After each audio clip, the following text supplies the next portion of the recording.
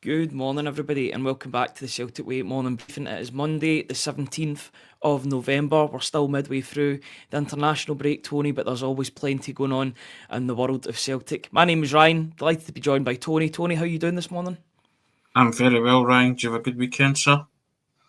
I did, yeah. I watched the football on Saturday. Less said about that game, the better. Then about 10 minutes after, there was a little bit of celebration. Big game on Tuesday, tomorrow night against Denmark at Hampden. It's a winner takes all scenario, which will be quite interesting to watch. I think everybody will be tuning in to that. How was your weekend, Tony? Did you get up to much? Fine, roughly the same. Scotland put you through the emotional ringer if you're that way inclined and you watch international football. Watched Liam Scales do wonderful things for Ireland. Probably talk about that at some point as well. So, yeah, mixed bag of a weekend. But yeah, I think everybody still eyes firmly fixed on potential incoming manager. Absolutely, yeah, and we'll get on to speaking about that in a wee minute. First of all, we need to do some of the sponsors and a new offer as well. So plenty to discuss before we actually get into talking about the potential new manager and everything else that's going on with Celtic. As always, this video is brought to you by It's Simply Furniture. They're an independent brand and they're dedicated to bringing luxury and contemporary style into homes across the UK. With over a decade of experience in furniture retail, they meticulously source only the finest pieces curated for quality, comfort and timeless design. From elegant sofas to statement dining sets, their handpicked collections offer exceptional value without ever compromising on style. Their dedicated team ensures your furniture is delivered with care right to your doorstep. If you want to see the beauty up close, visit their stunning showroom and mention the Celtic Way for a special in-store discount. All of their links are in the description. And then I need to bring up our latest offer, our Black Friday offer. It's just started today. You can get 1 year of the Celtic Way for only £12. All you have to do is go to www.celticway.co.uk/subscribe, and if you do so, you'll get a free Shunsuke Nakamura print from renowned football artist Made by Frankie. We've worked with Made by Frankie on a number of these prints, and I've got to say, Tony, that one is an absolute cracker. If I just give the floor to you, it's tremendous, isn't it? It's a belter, isn't it? And for those who were around when Shunsuke was doing his stuff, just a wonderfully gifted player. I think Gordon Strachan labelled him a genius. Don't get much more complimentary than that. And many free kicks from his repertoire that Celtic fans loved. You can pick your own personal favourite, but I think everybody remembers the one against Manchester United. But he was just a delightful player to watch. And scored a wonderful goal against Rangers as well, didn't he? The swerving shot that everybody remembers too. So yeah, a treasure trove of memories from Shunsuke Nakamura. And I think every Celtic fan, when you think of Shunsuke Nakamura, always smiles, Ryan, because the Rolodex in their mind to transport themselves to a particular game or a goal. Yeah, absolutely. The league winner against Kilmarnock too. What goal you can talk about when he talks about free kicks against Manchester United. He scored 2. That's how good he was. All you need to do is go to www.celticway.co.uk/subscribe. If you pay £12, you'll get a year's subscription to the website plus that A3 print made by Frankie of Nakamura. It's an absolute belter, so guys, get involved if you are interested in that. Now, Tony, over the weekend, or it was more Friday, but we heard about it more, it would seem as if Celtic have got their number one candidate, that being Columbus Crew's Wilfried Nancy, the 48-year-old Columbus Crew head coach. It broke, I believe, Friday afternoon going into Friday evening that he was the preferred candidate, that talks were going to begin to transpire. That's the latest, the fact that they're still engaged in talks, the two parties, the Celtic hierarchy and Nancy, over a deal to become the new Celtic manager, Brendan Rodgers' permanent replacement as Celtic manager. What's your... It broke on Friday, and I know that you've not been on since then, so you've had a full weekend to sort of digest it, maybe do a little bit more research on Wilfried Nancy. What's your take on the Frenchman, the 48-year-old? Are you happy that Celtic have got their preferred candidate? You know, they've identified somebody that they clearly want, and now negotiations are ongoing on whether or not he can come to the club straight away. I think I'm not alone in this, Ryan, in terms of Celtic supporters. He wasn't my preferred candidate. I openly stated that on this podcast. Everybody knew who my preferred candidate was. But that being said, if Wilfried Nancy has been selected as the preferred candidate and is the man that Celtic are pursuing and want to become their new manager, then he has to get the full backing of the Celtic supporters. I think everybody has conducted due diligence and watched various podcasts, conducted their own research, Ryan, and looked into his philosophy, his style, all that kind of stuff. You can draw comparisons with Ange Postecoglou and other things about his relationist football policy that I wrote about as well on the site, having spoken to Larry Henry Jr. As I say, trying to connect dots and all that kind of stuff, Ryan. But, I think everybody has to get their head around it. It probably will be Wilfried Nancy coming in, and you'll find out all about his philosophy and his style and the way he speaks when he is unveiled, and you'll see that for yourself and you can make up your own mind. Any reservations that you've got, you have to park that and just say, it looks like Wilfried Nancy will become the new Celtic manager. When that'll be, huge week for Celtic coming up, as the headline says, both on and off the pitch. Will he be in before St Mirren or before the EGM on Friday? We shall wait to see. But I think everybody has to kind of understand that it probably will be Nancy, Ryan, unless there's a change of heart and a breakdown in negotiations between both parties.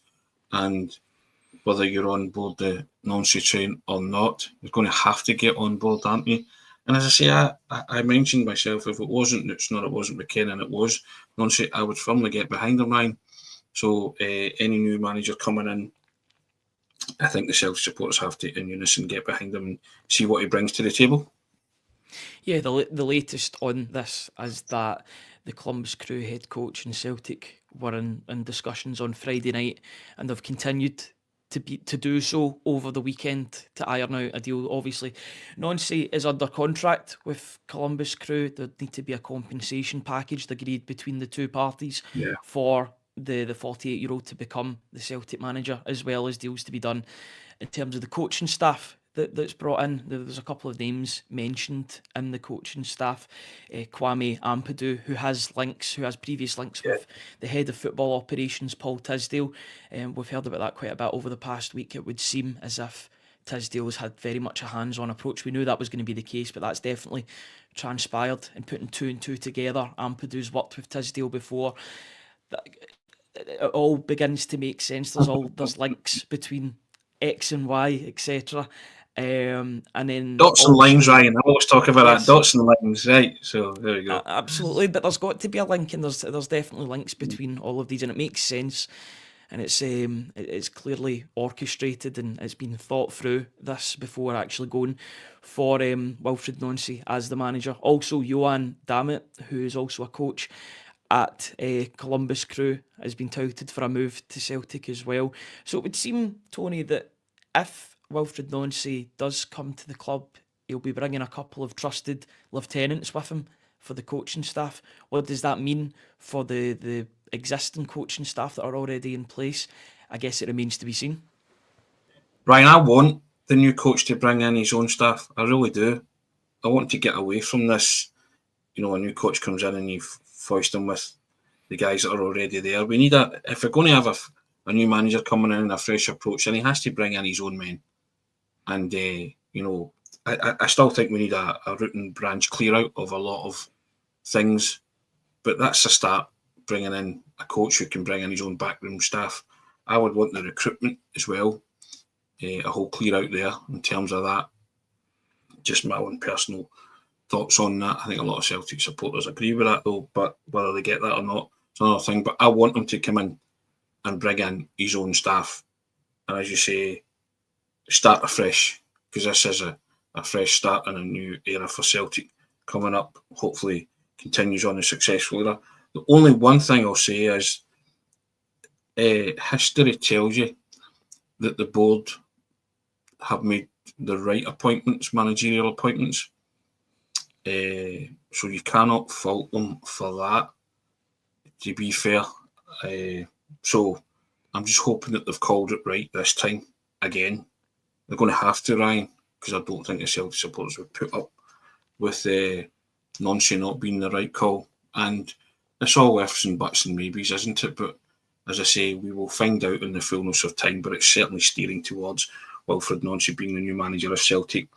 And I want him and his backroom staff to be selected by him, work with trusted lieutenants that you said he's worked with before, and that's fine by me. I'm all for that. But yeah, if you look historically, going back to the last 3 or 4, 5 Celtic managers, the board have called it right, regardless how much mud you want to sling at the board, and there's lots of mud you can sling at the board, but you cannot fault them for their managerial selection choices, because they've all been highly successful. And so you're just hoping that follows the same pattern. Yeah, absolutely. I mean, you would need to maybe go back to. I know Ronnie Dyler didn't really have the same impact in Europe, but he still did manage to deliver back-to-back titles for Celtic. You would probably need to go back to Tony Mowbray in terms of the last appointment that they got. Not spectacularly wrong, but the mistakes were made, or the fit just wasn't there. Tony Mowbray was a good manager before going to Celtic. He's been a good manager since then. It just wasn't the right fit at Celtic at that point in time. But apart from that, you bring in Ange Postecoglou, you bring in Brendan Rodgers, etc., Neil Lennon as well to an extent. The club on the whole have done a pretty good job at appointing managers, and even the short list of managers that they've spoke to, when names eventually do come out weeks and months after the fact, the likes of Enzo Maresca, who's done so well at Chelsea, that they were also linked with Areola as well, who's doing so well at Bournemouth at present. They seem to have their finger on the pulse when it comes to spotting managerial candidates, and you're hoping that Wilfred Nonce is that guy who can be the next in that long line of good managers running the club. Yeah, and I think there was an element of good fortune with Ange Postecoglou, to be fair. Completely. So they maybe got lucky on that one, to caveat that and to clarify that, but it was still proven to be the right appointment. And I think there's a comment there from Big Dom, and I agree with this, Big Dom. It's the recruitment more than the manager appointments that have let Celtic down wholeheartedly. That's why I say you have to get that side of it right as well. But I think a manager coming in with his backroom team, when Ange Postecoglou came in, he seemed to be a one-man recruiting machine, didn't he? And used his local knowledge of Japanese football and knew right away what Celtic needed. And he brought in players who have gone on to be cult heroes for the team. And we've enjoyed that. So you're hoping that Wilfred Nonce can maybe use some of his, knowledge and expertise of the MLS to bring in players who could possibly. I was looking at social media over the weekend. It's 2 and 2 equals 4, isn't it, Ryan? And 2 and 2 equals 5. Players being linked all over with Celtic from the MLS. It's only natural that happens. But I think if Wilfred Nonce comes in, he might want to put his stamp on that straight away in the January window. And he might bring in a couple of players from the MLS, from Columbus Crew, and guys that he's worked with before. But you would like to think he would use that to his advantage and think, right, have a look, see what Celtic need. There was talk of a striker right away, wasn't there, straight off the bat, that kind of stuff. So I guess that's the way football works, isn't it? It certainly is, and I think it goes with the comments that Martin O'Neill made on Friday as well. The fact that he was talking about, he used quite a few buzzwords and buzz phrases. You could say younger manager coming in, Celtic need a striker as well. If you put 2 and 2 together, you can kind of suss out where Celtic will be looking to do business in January, if it is to be. Well, regardless if it's Wilfred Nonce or not, you would expect Celtic to bring in a striker in the January window because it's an Yeah. area that's badly in need of reinforcements, despite the fact that Johnny Kenny's done so well. Callum Osman's done well on occasion when he's came in, despite that injury that he's got. Maeda can play there, though there's separate question marks over Daizen Maeda's future at the club. It would seem as if there's going to be plenty of interest in the player in January, so that's another thing for the new manager, whoever it is, coming in to deal with the fact that one of Celtic's talisman last season likely be leaving the club in the January window. But we're in the middle of an international break at the moment, Tony, and it's been a pretty eventful one for a lot of Celtic players, which has been quite good. Yes. Especially, I think we need to focus on the Irish side of things first of all, because that game Hat against Hungary, that game against Hungary yesterday was absolutely incredible. I didn't get the chance to catch it live, but I was kind of on social media at the same time, and there was an explosion of tweets and noise when Troy Parrott scored that hat trick. But we won't really focus on the goal as much as the flick on. Rather, we'll focus on the flick on that took place. Liam Scales with his second assist to Troy Parrott of this international window. What a flick on for Troy Parrott to score that goal in the 95th minute. Listen, Liam Scales is just living his best life at the minute, isn't he? And Really fair is. play to him. Yeah, and fair play to him. And I think it's long overdue credit to him, Ryan. Because he has been Celtic's best player this season by a country mile. And then lots of people are kind of gauging that by saying, well, that's a measure of how poor Celtic have been if a player like Scales has been the best player. And Scales is the one that's consistently reached that bar. I've said all season. I said it the other day on the pod. And so you either give a player praise or you can't be start damning them with faint praise. I've always had my own personal reservations about Scales, but I've watched him step up to the plate on numerous occasions, and I've watched him, be average on numerous occasions. But one thing for certain, Ryan, he's as a famous manager and player once said about the fans, he's there and he's always there. You know what I mean? So yeah, Troy the Rovers like that. Big fan of Roy the Rovers, everybody knows. But yeah, and he has consistently performed, Ryan. And good luck to him. And here's hoping that they can continue that in the playoffs. But his contribution cannot be underestimated to getting Ireland to the playoffs, and also in a role that Celtic might want to have a look at, that kind of left wing back role that he's playing if you were to take him out of centre of defence. But at the minute, as I say, he's just a player playing out his skin, and he enjoys every bit of praise and credit that's coming to him because he's such an unassuming guy, and there's still people who look at him and have question marks over him. But listen, he's proven every doubter wrong, isn't he? Yeah, absolutely. We're in the midway point of the show, guys. If you like what we do, then please subscribe to the YouTube channel. It's completely free, and you'll be notified when we go live with pre and post match videos, morning briefing videos, exclusive interviews. All you need to do is hit that subscribe button if you are a member on YouTube, if you've got an account on YouTube. And if you like this video, it means that more people will get shown this YouTube video, this broadcast that's happening live at the moment. So if you like this video, it'll go out to more Celtic fans, and that means that the live comment section will get even busier. It's already busy at the moment, Tony. Once again, guys, a big massive shout out to our latest deal that we've got going on. It's a MadeByFrankie Shunsuke Nakamura print by MadeByFrankie, of course. For £12, you'll get access to a year of the Celtic Way. All you need to do is go to www.celticway.co.uk/subscribe and get involved. We've worked with MadeByFrankie on a number of these prints. We've had Kieran Tierney ones, Ange Postecoglou ones, loads of different ones, but this one's really special.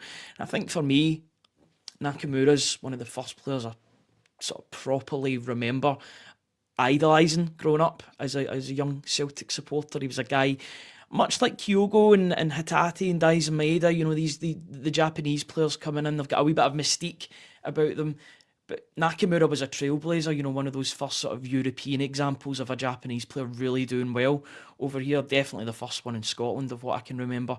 And he was an incredible player, Tony. A guy that, over 20 years on, is still remembered so fondly at the club. And not just for his free kicks, but for his actual footballing ability as well. Quite an underrated football player, I would say, because a lot of people talk about his set piece ability, but he was actually a really, really good player as well. He had real artistry in the field, Ryan. You mentioned these 2 free kicks against Manchester United. I remember writing, once was lucky, twice was showboating. You know, he was, you remember when Soccer AM used to do the showboat every week, and he would show you clips of players doing various skills. Nakamura, could have had a showreel of his own, because he did something in every game that, most people remember, like you say, the Kilmarnock free kick and all that kind of stuff, but he scored a last-minute free kick against St Mirren in a league game, Ryan. He did, where I remember that. the free kick was disputed, and just did things that were really natural, and Celtic won 1-0, and he was just sitting a real talent, and real talents perform and they produce. Scored a wonderful chip goal against Dundee United that won the goal of the season. I think it was to Celtic were 2-0 down, that made it 2 each, and it was just sublime, just absolutely top draw stuff, and a wonderful footballer. And as I say, you can't think of Nakamura without smiling, and those memories just come flooding back, and very few players can do that to you, but he's certainly one of them. And you're just, you can see all those pictures in your head at this minute in time, can't you? Those wonderful moments but it's a skill that he graced the club with and he gave you, and you can see his big beaming smile himself after he scored a cracking hat-trick at Tannadice as well one day. Made it look so simple, a couple of the finishes, but they were very difficult. So there's so many moments, but I said at the top of the programme, and you showed the slide, that Gordon Strachan labelled him a genius. Very seldom players get that label and that moniker, and very few still deserve it. But I think when you watched them, you realised that Celtic had a footballing genius on their hands at that time, and boy, did he show it. Without a doubt, yeah. Just going back to the international football, it was only Tony Ralston that came off the bench in terms of a Celtic persuasion in that game against Greece. In Greece, he played 15 minutes. It was Aaron Hickey that started at right back. I wonder if that'll be the case moving forward. Hickey's been doing pretty well for Brentford recently after a couple of dreadful years with injuries. That injuries have completely hampered his career, so it's good to see him back on the field. A former Celtic Academy player as well, before making the move to Hearts. I know that Celtic were pretty keen on bringing him back so soon after they let him go, but that wasn't to be the case. I also remember they were linked with him in 2021, but he decided to move to, I believe it was Bologna he moved to, and then he moved to Brentford in the Premier League. But Tony Ralston played his part in that game. I know it was a 3-2 defeat to Scotland, a 3-2 defeat for Scotland, but they're still in with a chance. They'll be coming up against Kasper Schmeichel's Denmark tomorrow night. Kasper Schmeichel didn't pick up a booking in that game against Belarus. He was on his best behaviour, so he will be playing against Scotland at Hampden tomorrow night. It's a massive game, isn't it, Tony? And you're hoping that Celtic can get as much representation as possible. Kieran Tierney didn't make it off the bench in that last game, so you're hoping that he has more of an impact in the second game. And Tony Ralston has an impact too, as well as Kasper Schmeichel for the opposite team. Yeah, you wish the Celtic representative playing for Scotland every success. You would have bitten the hand off for this scenario, Ryan, at the start of the campaign. And a winner takes all. You beat Denmark, you qualify for the World Cup. And as I say, some people aren't internationally football minded, but I think this holds everybody's interest tomorrow. Whether your football fixes club football or international football, I think everybody will be tuning in to this one. But as I say, I think most people who are interested in football will be tuning in. It's not everybody's cup of tea, I get that. But yeah, there's lots of, even in a club sense, there is lots of club interest in terms of Celtic, and And for once, you are praying that Kasper Schmeichel has a nightmare at Hampden, aren't you? The Scottish Cup. To an extent, Tony. I know To an he's still a extent, Celtic you player. know I you want know him what to I do. mean. Yeah, but if you just want your country to go through and be represented at the World Cup finals and qualify automatically. I wouldn't want them to go to the lottery of the playoff. Yep. Yeah, exactly. I mean that's natural. That's a natural feeling, isn't it?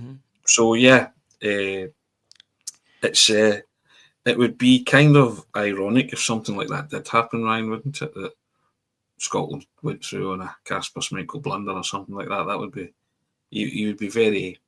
I'm sure you would be very torn. You would be delighted. So, as I say, you don't wish ill on players per se, but if he was to pick it out his net in Scotland went through to the World Cup finals, then I would be jumping for joy at that. So, but the Celtic kind of representation at international level, it's always good to see.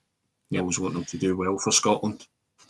Yeah, just elsewhere, Benjamin Nygren scored Sweden's only goal in a 4-1 defeat to Switzerland. That was a really bad start to life at Sweden for Graham Potter, who's got that job in a short-term role.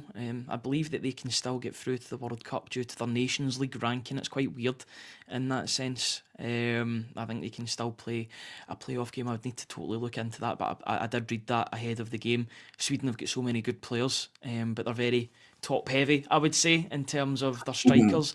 But then they kind of lack in other departments. But it's good for Benjamin Nygren to score another goal for Sweden. And good to see him back in the side too, because he scored in the first half, so that would suggest that he started the game for Graham Potter's side, which is good to see.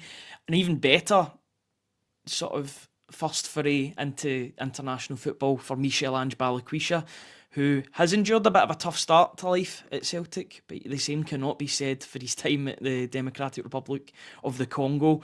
They ended up winning against Nigeria on penalties in the qualification playoff, which is quite interesting because after that game they go into like an intercontinental or like a mixed continental tournament with other nations from different confederations. So they're still not fully home and hosed in terms of getting to the World Cup, but they've moved one step closer. Balikwisha came on in the 106th minute, the second half of injury time, of extra time rather, and he scored his nation's fourth penalty of the evening. So a really good contribution from him. The fourth out of the fifth penalty. It was Chancel Mbemba, the captain, that scored the winner on the night for Congo. So that was really good for Balikwisha, and you're hoping that he can use that as a bit of a launch pad to his Celtic career. He'll be feeling really good about himself. The fact that he's made that switch, he got the international clearance last week, last week, that he could play for Congo. He's made that initial impact. He's impressed the home support by all accounts, and now you're hoping that he can bring that to his club football. It was always a great dichotomy with Lewis Palmer, wasn't it? He could do no wrong for his nation, and then when he came back to Celtic, just kind of reverted to type. So you're hoping that the same thing doesn't happen with Balikwisha. You go with your country, and you perform miracles, or you're looked upon as a main man, and then you come back to club football and it doesn't transmit. So I always feel that international football, any exposure to that, you're playing at a really high level against top quality sides mainly. You're always hoping that gives you the shot in the arm to come back to your club and reproduce that kind of form. And ask any footballer, it's the pinnacle of their career to play for their country and represent their country at a tournament like the World Cup finals as well. So, Balikwisha's got extra to give here in terms of, going away with the Democratic Republic of Congo and seeing if he can steal them into the World Cup finals. But, remember, he's coming home and he still has a lot to prove in terms of winning over the Celtic supporters and winning over any new manager that comes in. So if you needed any extra incentive, that's fine. But I always kind of, when I see players like that, it makes me think of Palmer. Because Palmer could do certain things, but he infuriated the Celtic support. Yet every time he went away with his country, he seemed, they loved him. He was the main man, and he was doing extraordinary things and scoring goals and assists, and and helping them be a better nation. Yet when he came back to Celtic, it just didn't transfer across or translate. So you get players like that, sometimes that perform better at international level than they do at club level. I guess that's the way it is. But I'm hoping Balikwisha, as you say, can have some sort of launch pad. He really, I was hoping the Motherwell assist would be that launch pad, Ryan. Still hasn't quite kicked in yet, but I still think he has to cling on to those kind of moments and, gain more confidence. And with a new pair of eyes potentially coming in after the international break in a managerial capacity, it gives him the opportunity to allow for that fresh start and use the positives that have come from his international exploits to bring it into domestic football. And you're hoping that can be the case, because since Sebastian Tenekti has signed, it's really only been him that's played on that left-hand side, and you're hoping that Balikwisha can provide a little bit more competition once he comes back from international duty. That, coupled with the fact that it looks as if Tenekti has picked up an injury while on international duty, so it could be a sliding doors moment for the two of them. The two African players both will be hoping to play at AFCON next month. Like I said about that for Celtic's prospects, the better, to be honest. But yeah, it's one of those ones. That I guess it's the perils of being an international footballer from Africa, because you know that they're going to play football at that time of year. Of course, yeah, and you and that's down to the temperatures as well and the climate over there. They've simply got to. And you sign these players and you realise that you could be disappearing, as you say, for international tournaments, and there's all the kind of issues around playing in climatic weather, Ryan. We get all that, so I guess that's the pitfalls of signing players of that ilk. But your job is to play football regardless of the weather, regardless of the competition. If you're chosen to play for your country in January, competitions that are played out in January, then you're going to play for your country. So that's the nature of it. And if you're coming to Scotland to ply your trade, then it's a cold country. Nobody has to explain that to you. And the winter months can be harsh, or harsher than you've endured before. But hey, you just have to get on with that and deal with that as best you can. Yeah, without a doubt. It's the international break. You just hope that players can come back as fit as possible, especially with the fact that there's a big game on Saturday, and I think that's a good way to go full circle on this podcast before we finish off. The AGM is important on Friday. It's important that Celtic have a manager in place so that they can answer those questions. The fact that they've got a manager there and is present. If not, then they're going to have to answer questions as to why there's been such not public negotiations, but public, the fact that all of that is out there in public, that they're speaking with Wilfred Nonn, saying that if he wasn't to have been announced before Friday, then what's the hold up? Essentially, you would expect those questions to be posed by the shareholders to the Celtic hierarchy. But it's important to remember that there's also a game on Saturday as well, and there'll be more preview of that in the coming days, of course, in the Celtic way. But it's a massive game on Saturday night against St Mirren. Rangers play on Saturday afternoon. Hearts play on the Sunday afternoon. So it's a real middle point for Celtic. They'll want to keep their distance from Rangers if Rangers are to win during the day, which, by their current form, certainly domestically, you would expect that to be the case. But with Hearts not playing until the next day against Aberdeen, it's a real opportunity for Celtic to further close that gap. And if there's a new manager to come through the door, it's a great chance to make a good, solid first impression at a difficult ground that the Smythe Stadium is. Yeah. Listen, Ryan, it's all about winning football matches for Celtic, regardless of who's in charge. Whether it's Martin O'Neill or Wilfred Nonn is immaterial. They are chasing Hearts down in the title race at the minute, so you have to win football matches, and you're playing against a side who you will play the following month in the first showpiece occasion of the season. So you'll get a right good look at them as well. But you and I are no strangers on this pod to bigging up Stephen Robinson and the job he's been doing at St Mirren. They're just a well-drilled, well-organised, decent football team. And Stephen Robinson, for me, is a hell of a decent football manager.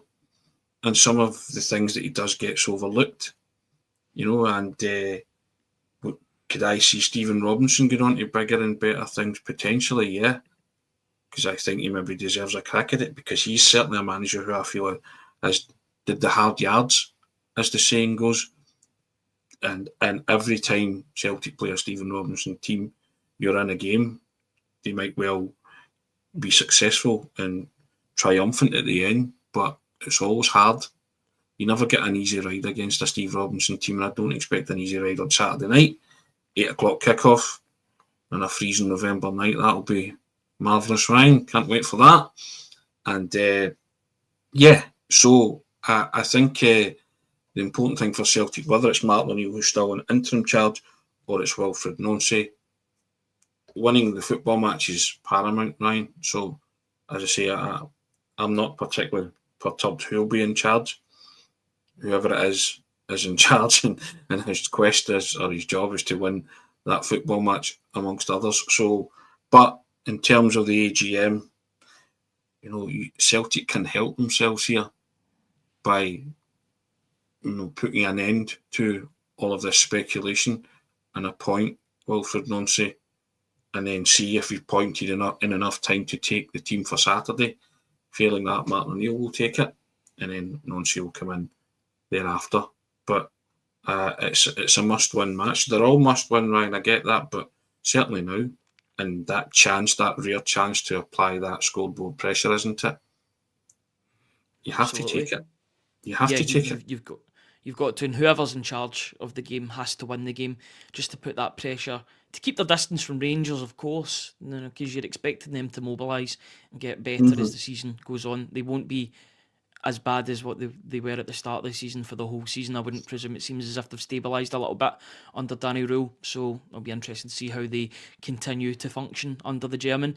But in terms of the next day, Hearts play Aberdeen. You've got to put pressure on them. You've got to put that scoreboard pressure onto Hearts and see if they can respond against the Jimmy Tillene's side.